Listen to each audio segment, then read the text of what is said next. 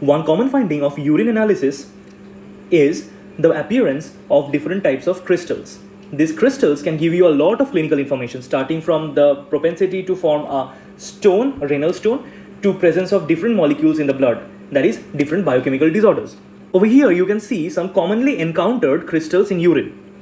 Now, it's very difficult to remember the shape of the crystals and name of the compound.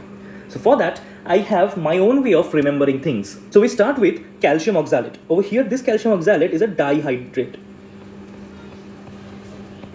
This dihydrate, the shape over here is envelope shape. Right, now as you can see over here, it is an envelope, or the shape is more of a Gmail shape. Right, now over here, you can remember the shape can be easily remembered by you through this. You have a X and in the center you have a O, a perfect envelope. So this should remind you of oxalate.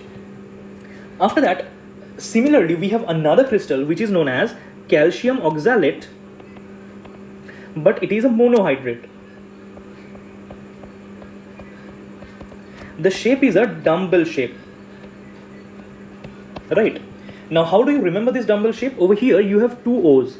These two O's together form a dumbbell shape. And this is how a dumbbell shaped crystal is formed, using two O's. So, calcium oxalate monohydrate is a dumbbell shaped crystal. After that, we come to something known as the cholesterol crystal. Over here, the appearance is of a broken glass. That can be remembered by something known as BCG. That is, BCG is the most commonly available vaccine against tuberculosis. And this BCG should remind you that cholesterol crystals are broken glass variety. Then we come to the uric acid crystals. Now, uric acid crystals are of rhomboid shape. Now, you can easily remember this. You can see the rhomboid as in uric. This is how you can remember the crystal. The rhombus represents one part of the U. Then we come to something known as the cystine crystals. Cystine crystals are hexagonal crystals. That means the crystals have 6 sides. The cis sounds like 6.